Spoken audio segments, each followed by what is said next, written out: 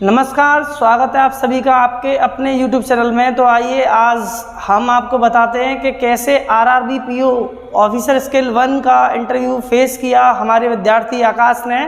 उन्हीं की जुबानी सुनाते हैं आपको कि कैसे इंटरव्यू फेस करना चाहिए और कैसे कॉन्फिडेंस शो करते हैं। आज उनका स्वागत करते हैं, वही बताएंगे आपको कि इंटरव्यू कैसे फेस करते हैं। ठीक है।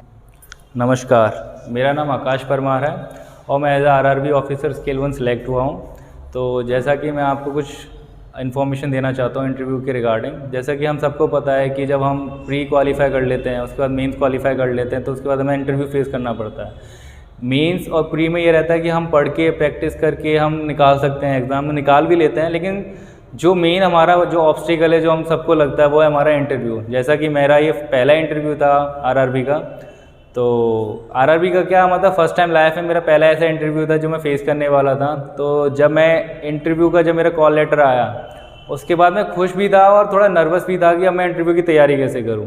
क्योंकि जब लोगों से बात करो तो लोग बोलते हैं इंटरव्यू में ये होता है, वो होता है, वो ऐसे क्वेश्चंस पूछते हैं, वो इतना नर्वस कर देते हैं, तुमसे कुछ भी पूछेंगे।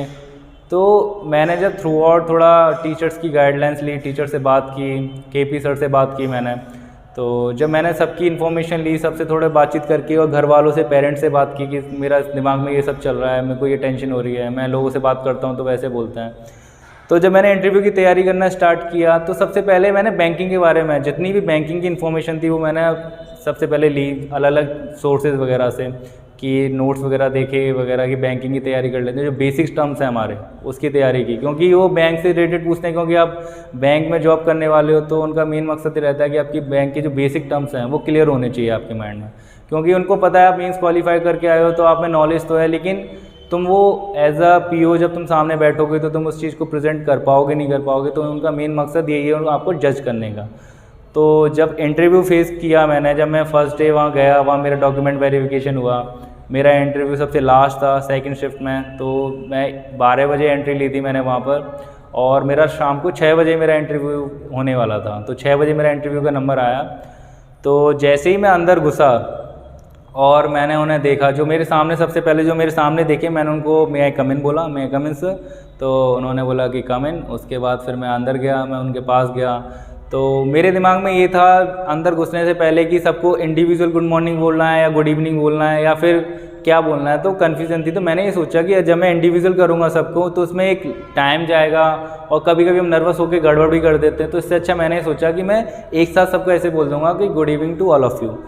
तो इससे क्या कि सबको रिस्पेक्ट भी मिल जाएगी और थोड़ा ये है कि तुम्हारा जल्दी हो जाएगा। और सबकी तरफ एक बार देख भी लिया था तो थोड़ा कंफर्टेबल रहा मेरे लिए। तो उन्होंने बोला गुड इवनिंग। उसके बाद फिर उन्होंने बोला सिट डाउन। तो मैं वहाँ बैठ गया।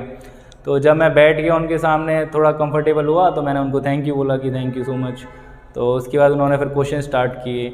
और वो क्वेश्चन बहुत बेसिक्स थे, वो आपके बारे में जानना चाहते हैं। उनका ये नहीं है कि वो तुम्हें कुछ ऐसे टफ क्वेश्चन पूछ के तुम्हें बिल्कुल ऐसा कर देना चाहते हैं कि तुम्हें आता ही नहीं है कुछ। उनका मेन मकसद ये है कि तुम्हारे पास सिचुएशन कुछ भी हो, तुम कैसे बोलते हो। अगर तुम्हें आता है तो तुम बताइए, अगर नहीं आता है तो सिंपल सॉरी बोल दो कि सर मुझे अभी याद नहीं आ रहा है और मैं बाद में याद कर लूँगा। तो सिंपली वो ये चाहते हैं कि तुम कॉन्फिडेंट कितने हो, वहाँ कॉन्फिडेंस देखा जाता है, और तुम्हारा कम्युनिकेशन की तुम बात कैसे करते हो। अब जैसा आरआरबी में है, तो आरआरबी में क्या होता है कि हिंदी में इंटरव्यू लेते हैं और इंग्लिश में भी दे सकते हो तुम जवाब, ऐसा कुछ बैरियर नहीं है। लेकिन उनका मेन मकसद ये रहता है कि आप हिंदी में इंटरव्यू दो। क्योंकि हिंदी में इंटरव्यू देने से ये होता है कि उन्हें पता है कि आपकी जो कस्टमर डीलिंग है बाद में वो सब गांव के लोगों में, क्योंकि आपकी जो पोस्टिंग है वो गांव में रहेगी या फिर ऐसे कस्बे टाइप में रहेगी।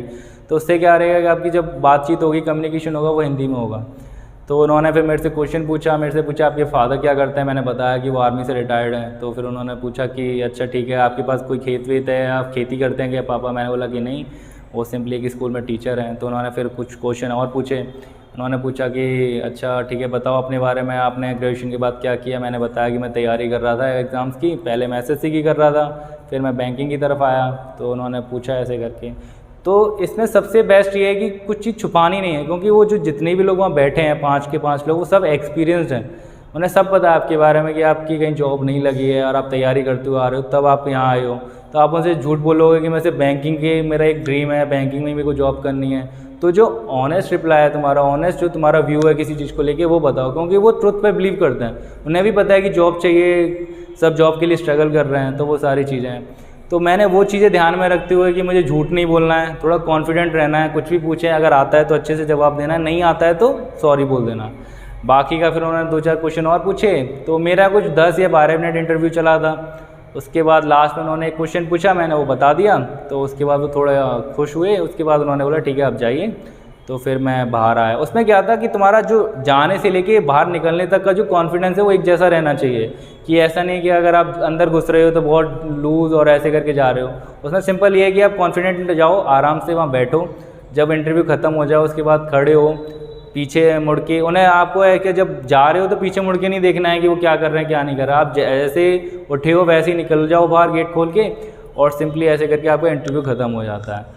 तो मेन जो मैं आप लोगों को बताना चाहूँगा, मेन यही कहूँगा कि आप थोड़ा कॉन्फिडेंट रहो, अपना कम्युनिकेशन अच्छा रखो और थोड़ा शांत रहो, अपने माइंड को शांत रखो। इसमें इतना हेक्टिक या फिर इतना ज़्यादा सोचने की ज़रूरत नहीं है, पता नहीं क्या होगा क्या नहीं होगा। वो जो तुम्हारा जो बायोडाटा होता है, तुम्हारी ग्रेजुएशन, तुम्हारी फैमिली, बस उससे रिलेटेड वो पूछना चाहते हैं। मेन उनका जो मोटिव रहता है वो है कि हमें एक ऐसा एम्प्लॉय मिले जो कॉन्फिडेंट हो, उसका कम्युनिकेशन थोड़ा अच्छा हो, बातचीत अच्छा करता हो, बस ये उनका क्राइटेरिया होता है। बाकी का उनका ये नहीं है कि उन्हें नॉलेज चेक करनी है। उन्हें पता है कि जब तुम मेंस क्वालिफाइड कर चुके हो तो नॉलेज तो आपको है, बस ये कि तुम आप प्रेजेंट कैसे करते हो, वो मेन उनका मोटिव रहता है। तो मैं ये कहता हूँ कि इंटरव्यू कोई बड़ी चीज़ नहीं है, वो सिर्फ एक तुम्हारा बैरियर है, एक ऑब्स्टिकल है, जिसे तुम बस जस्ट क्रॉस करना है, थोड़ा सा प्रिपेयर करके, थोड़ा सा अपने आप को कॉन्फिडेंट रख के। So thank you so much. और मैं लास्ट में ये बोलना चाहूँगा कि जैसे मैं इस चैनल को फॉलो करता हुआ हूँ केपी सर को, तो उन्होंने मेरे को काफ़ी हेल्प की है। इन्होंने मेरे को बताया इंटरव्यू के बारे में, थोड़ी इन्फॉर्मेशन इन्होंने भी दी थी कि तुम्हें ऐसे तैयारी करनी चाहिए, अगर जैसे इंग्लिश में क्वेश्चन पूछते हैं तो किस तरीके से तुम्हें जवाब देना चाहिए, कितना बोलना है कितना नहीं बोलना है। क्योंकि अक्सर क्या होता है, हम इंग्लिश में जब इंटरव्यू देते हैं तो हम बहुत सारा बोल देते हैं, जबकि इसका मीनिंग सिंपल छोटा सा होता है। तो केपी सर ने मुझे ये चीज़ बताई कि अगर वो एक वर्ड लाइन क्वेश्चन पूछ रहे हैं तो 1 लाइन ही आंसर देना है, उसमें तुम्हें एलैबोरेट नहीं करना है। तो ये चीज़ें हैं कि बहुत सारी चीज़ें हैं कि जो मैंने सीखी हैं। अगर इंटरव्यू की तैयारी करना चाहते हो तो इस चैनल को रेगुलर फॉलो करते रहिए, और सर को देखा, अगर आप सर की 2-4 वीडियो अगर देखोगे, कंटिन्यू करोगे, तो आपको पता चलेगा सर कितना हार्ड वर्क करते हैं। सर भी काफ़ी मेहनत करते हैं बच्चों पे, तो वो सब इंटरव्यू के लिए भी तैयारी कराते हैं। तो सर का जो पढ़ाने का और समझाने का तरीका है वो मेरे को बहुत अच्छा लगता है। तो आप प्लीज़ इन्हें फॉलो किए रेगुलर, और थैंक यू सो मच। जैसा कि आप सभी को आकाश ने इंटरव्यू के बारे में जानकारी दी, तो आपको थोड़ा सा कॉन्फिडेंस आया होगा। और आकाश बहुत हार्ड वर्किंग लड़का है, और मैं ये कहूँगा कि जितनी इसने मेहनत की है उस बैंक पीओ लेवल के लिए, शायद मुझे ऐसा स्टूडेंट नहीं मिला, लेकिन स्टूडेंट तो बहुत सारे मिले मेरे को, और जो भी सेलेक्ट हैं, ठीक है, लेकिन इसने उस लेवल पर बहुत मेहनत की है। और यहाँ पर इंटरव्यू फेस करना कोई ज़्यादा बड़ी बात नहीं है, लेकिन एक कॉन्फिडेंस डेवलप करना और अपनी बात को सामने वाले के सामने कैसे रखना है, वो आपसे एक लाइन में क्वेश्चन पूछ रहा है, आप पूरी रामायण सुना रहे हो उसको, तो ये चीज़ गलत है।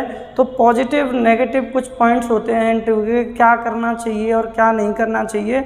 तो एक प्रॉपर गाइडलाइंस की ज़रूरत होती है विद्यार्थी को, जो कि एक अध्यापक बहुत अच्छे तरीके से दे पाता है बच्चे को। तो मैं ये कहूँगा, अगर यदि आप इंटरव्यू वगैरह कहीं फेस करने जाते हैं और कोई दिक्कत होती है, तो आप मुझसे पूछ सकते हैं कि सर इंटरव्यू को कैसे फेस करें, क्या क्या चीज़ें हैं। तो आप मुझसे जुड़ सकते हैं और आप जानकारी ले सकते हैं, और नेक्स्ट वीडियो में आपको मिलाएंगे अपने और क्रांतिकारियों से। ठीक है, जय हिंद।